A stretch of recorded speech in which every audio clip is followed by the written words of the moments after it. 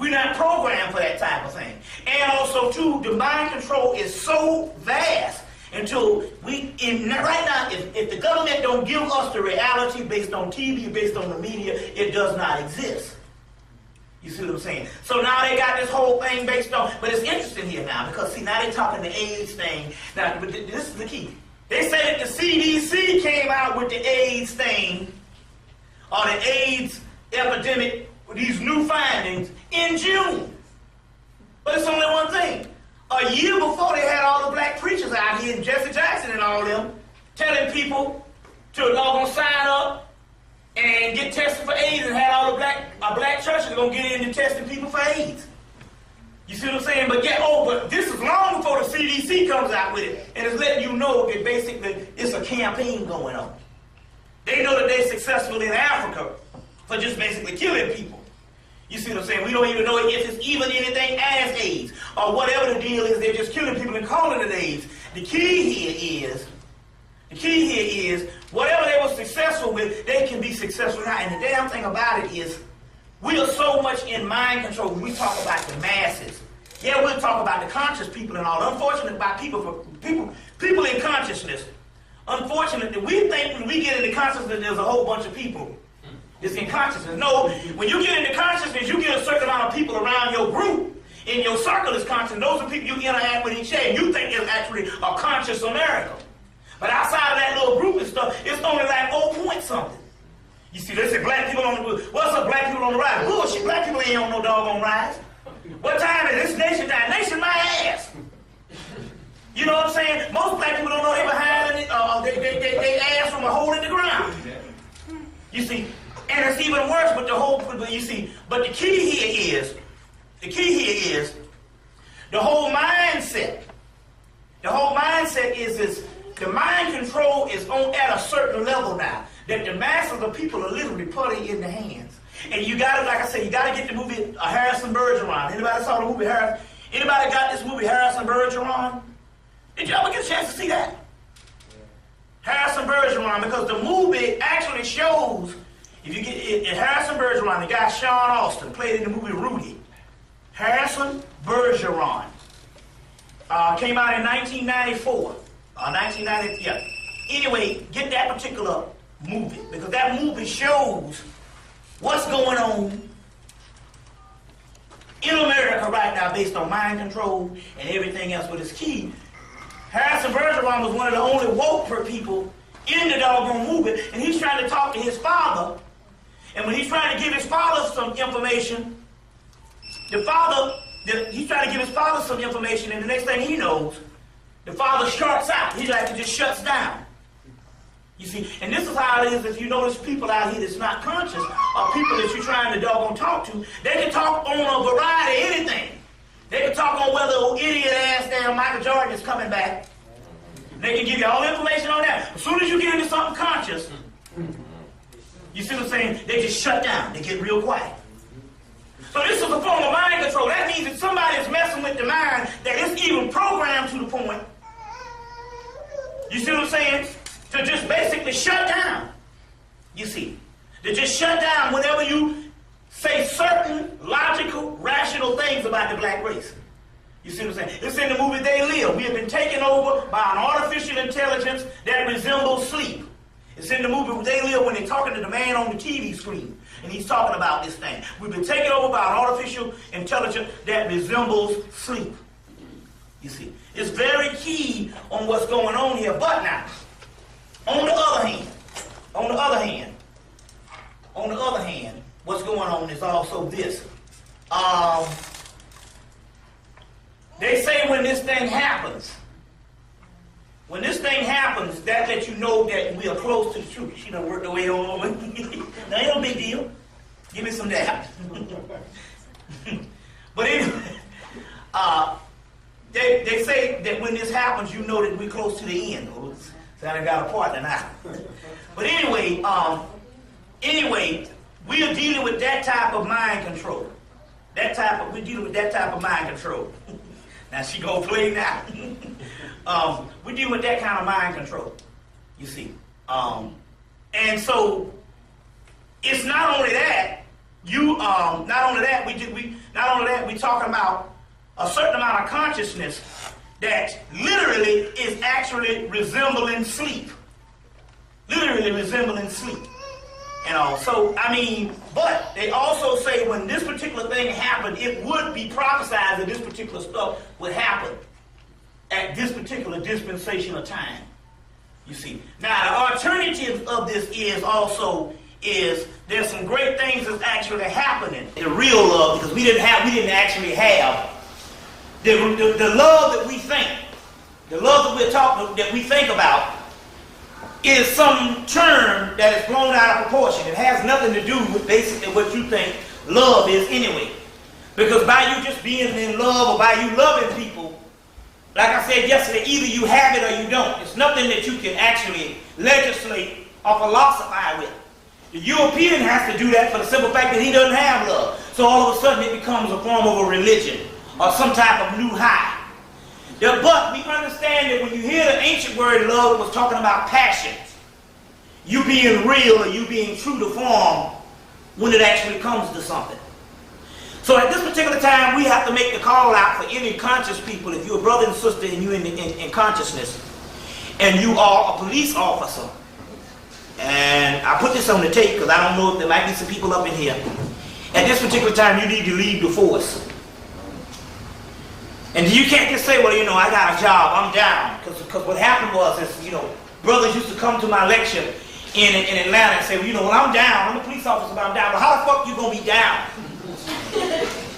Because we don't understand that all military groups, paramilitary groups, and city type of national groups that are correctional groups, all a spin-off from some type of Masonic order that's equivalent to the Ku Klux Klan. Now we know that all southern police forces is nothing but a spin-off under the same jurisdiction as the Ku Klux Klan. We understand that the Klan is just not a bunch of chewing tobacco niggas crackers that you see on TV. That's Hollywood. The Klan is an advanced Masonic form. We've even showed in the Crawley books that they took their uniforms from Europe, and Europe got them from Africa because the uniforms with the hat was introduced to the Europeans by the Moors. So that's a Moorish uniform or ancient Egyptian uniform, and if you get the book, Richard Noon's book, Ice the Ultimate Disaster, you will actually see them having initiations in there in one picture, and in that picture they have on the same uniforms. Now going back to what I'm saying is, the Klan is an advanced Masonic order, which actually started the Baptist Church in America, which is all under the jurisdiction of the Ku Klux Klan. So if you are Baptist, be sure to know it. I don't give a damn how black you are and how much you do this fried chicken, grease slide, hamburger eating damn ceremony, you are still under the jurisdiction of the Ku Klux Klan. Under the Ku Klux Klan. As well as all southern police orders, and the northern police orders are under a much more advanced type of clannish. It's still the same clan. You understand what I'm saying? But it's under a certain order. So now what we're dealing with here, we're dealing here with energies. If you're dealing with the spiritual part, you can't just choose to do some shit based on economics, because there's an energy that goes with that. And if you want to be in the right force, you can't choose the goddamn dark side. You see the whole Star Wars thing. So there's certain energies that go with certain things, and although you might say you down, you don't understand that you can't choose a certain side of that, because that side is doggone destructive to your people. And so therefore, the same souls that have died based on some injustices and is being trapped based on some injustices, you are in that particular order. Now naturally, you wouldn't find any Jewish or European Jew, might I add, if he knew that his particular organization was a spin-off from the Nazi party, he wouldn't be down with it. He and she wouldn't be down with it. So that's what we're talking about. We're talking about not only saying I'm standing up for this and I gotta quit, but also doing research to try to understand whether your energy is the right way. And what we're talking about when we talk about this is you must, at this particular time, it's not an excuse no more to say, well, that's the brother's job. You know, you always wonder this on TV. Somebody come all fucked up to you and they go, he's just doing his job. Like the hell is that a damn excuse? Oh, he's just doing his job. Well, what the fuck is that? Where do we get this shit from? You see? So what we're talking about here, we're talking about neutralizing certain things that you can't front anymore and say, well, you know, hey, I'm just doing my job anymore. Because now we're talking about being true to yourself and your higher self, which is actually a battle with you. That's the battle that's going on. That's actually Armageddon. Yeah. Armageddon was taken from the Persian apocalypse, which, when you see the black seal, the white seal, the red seal, the white, the dragon, the green dragon, the black dragon, and all that shit up in there, it wasn't talking about the shit happening on the physical. It was talking about energy transforming in your body, and your body being a war with itself between the lower self and the higher self. And that's what it's talking about. So that's the actual war that's actually going on. And it's all fought out and it's all being judged based on your minds and how much you are sincere about this. And that's one of the main keys on what we're talking about here. Now, at this particular time, what we got to do is this. Because don't worry, we got a lot more to cover. We got to go to Africa next. What we got to do is we got to ask ourselves this. This way you can polarize your energy to make it work for you. You learn this knowledge, but maybe it's not working for you because your energy is not in the right place, because your energy is programmed based on your thoughts. So you must ask yourself, why did you get into this knowledge? There's several aspects on the reason why people get into a certain amount of knowledge, but might not necessarily be the right one. Certain people get into certain knowledge because they got beat up out here, and they want this particular knowledge as a piece, as more of what you call a therapeutic measure. Man, you just want it to make yourself feel good. You understand what I'm saying? And it's a therapeutic measurement. Then you got other people that get into it for self-glorification. They want to have this particular knowledge so that they can put it on like a badge, a conscious person. You know, I want to, you know, so people can look at me and say, that brother conscious. So as a result, that's the first wave of what we got now. We now finding out that's really fucked up. And what I mean by that is, you got the first wave of the Afrocentric community was, you know, people grew the dreads, people put on the African stuff. But now most people you see this fucked up is all these niggas with be all in the African shit. You mean, like, I don't like them motherfuckers. That's because they took the actual knowledge and pimped it as a badge, just as we used to do to say, I'm a doctor, I'm a lawyer. You could be a conscious person now. That's the wrong way to do it also, too. The key thing is the reason why your spirit called you to get into this particular knowledge, or why you're supposed to be into it, is for the love, because you want to see a better world for black people. That's all it is. That's the main key. You want to see a better world for black people. None of the other shit. Whether, you know, this brother here dropping knowledge and all this kind of thing. That's why when I first got into the consciousness, we used to have about 10 or 12 brothers in there. You seen just standing on corners dropping knowledge. But then again, half of them was dropping knowledge for the simple fact it was like a show-off shit. Oh, drop that knowledge, brother. You know what I'm saying? Some of them niggas got white women now. That's because, so at this particular time, you got to polarize the energy. The energy might not be working for you for the simple fact that you might have another ulterior motive while you got it. You understand what I'm saying? You might love the knowledge and say, yeah, that's right, but then again, on the other hand, because I didn't get rich in this lifetime, I'm just using this as a substitute. Being that I got the fucking $1 million, I might not even be in this shit. And we got people like that.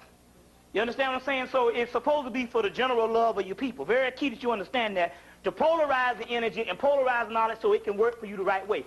If it's for the love of black people, that means it's going to work for the love of the spiritual manifestation that it's supposed to bring about, as far as there's supposed to be a remnant and a small group of people is supposed to bring this reality together. What's that?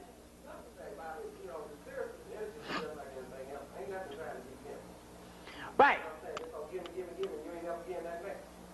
You see, and so there's several things. So you got to redirect the actual energy. If you direct it in the right path of what it's supposed to be made for, it's supposed to be a damn service. A service for the people. Bottom line, a service for the people, nothing more. And it don't supposed to be nothing that you get accolades off of, too. You know what I'm saying? Motherfuckers having dinner parties for you and all that shit. You know, and all this kind of thing, and rewards and shit. You know what I'm saying? Which that's what they put these award shows on. They got about 400 award shows now. And so you look and say, man, I want to be up there one day accepting that award. Them niggas ain't did shit. Ain't none of them motherfuckers ever did nothing to get no damn award. Sing a motherfucking song. You know what I'm saying? That ain't nothing to get no award. Singing and shit. Hell, I went to a college where everybody in the college could sing but me and another brother. We the only two. That ain't nothing to get no award for. Hey, you go on more the bus, a nigga cut loose. Why? You know what I'm saying? You know, you can't even concentrate. A nigga singing right beside you. You know, so I'm saying, you know, they're giving these awards for the same thing and all. So that's very key. Now, let me get into this particular part here. They talk about this capitalistic society. It is slavery, and it has produced monsters. Then you can't understand. You say, I can't understand how black people cannot care anymore. And stuff like that. Cannot care. They're socialized now into these new type of monsters. Also, the other thing is, remember now, we are bred, and I talked about this a few minutes ago before. We are bred to appease and be accepted by the slave master.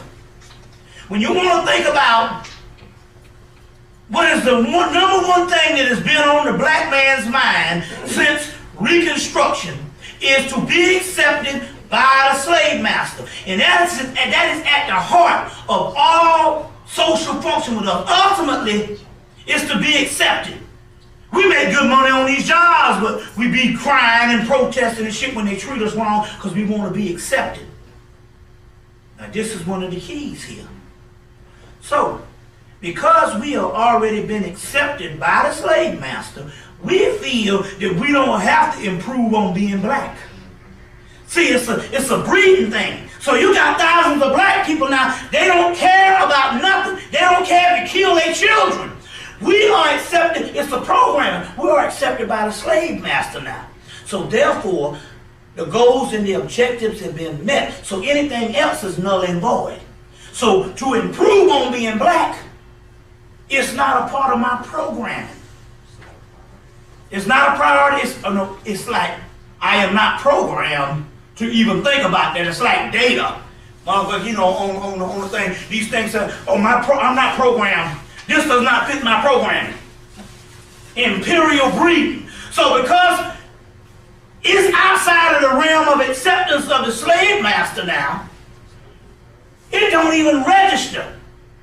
You see what I'm saying? It don't even register. Now, if the slave master say, you know, we have found out now that we all have to be culturally immersed in African culture. On that fucking TV set, you will have lines of motherfuckers that's ready to be immersed in African culture. You see what I'm saying? That's all he got to do. Is sanction it. It's all based on sanctioning. If he sanctioned it, we would do it tomorrow. They said even just a little movie, What's Love Got to Do with it, when she was doing now Rangel, that old fucking Buddha shit. You know how many motherfucking black women got into Buddhism because of that movie? That's right. They got, the temples was filled based on that movie, What's Love Got to Do with it. That's right. You see what I'm saying? Because that's how we sanction shit based on the media. You see what I'm saying? So now we're talking about robots. They say robots rebellion. We're talking about drone-trained robots, and we don't understand what's going on. And to us, this weight is senseless. It's like the movie Dark City. The guy killed himself. Say every now and then one of us wakes up. But a person is in the movie They Live. Every time we got one that can see. But when you see, it's a nightmare, and we still trying to rationalize it based on a sane mind, but what we don't realize is we talking about drone robots that's trained with one thing. If they have the sanction of white America, honorary white folks, then everything else doesn't matter, including the whole decimation, desecration, and devastation of their own communities. Somehow we will bounce back because we got sanctioned through the white man. And it's a programming, and not only that, what we don't realize, and one of the main things what we need to see here, is we talking about breeding. That's the key. Somebody breeds you. It's in the movie Doom. How did they bring down the house of Atreides? They, first of all, they went to one of the doggone workers of one of the trusted people, and he was imperially bred to always be loyal to his master. And when they broke that breeding, it was him that sold out the master. But before that, he was bred to be loyal to the master. You see what I'm saying? So therefore, on the other hand, we are the enemy because we broke the breeding. You can't lie to us. So we're really talking about a warfare, but it's not a warfare physically, because that's not over with. In the story, the underclass is gone, dead. Now we talking about a warfare of the minds based on the so-called quote-unquote upward mobile. And that just means any motherfucker out here that ain't been dead or put in jail. You see what I'm saying? Then it's based on a war of principalities and a war of the mind. You see what I'm saying? Give me some questions so we can go into a discussion here on some things. The focus is not going to be on the outside world. It's going to be on those particular minds that's getting this.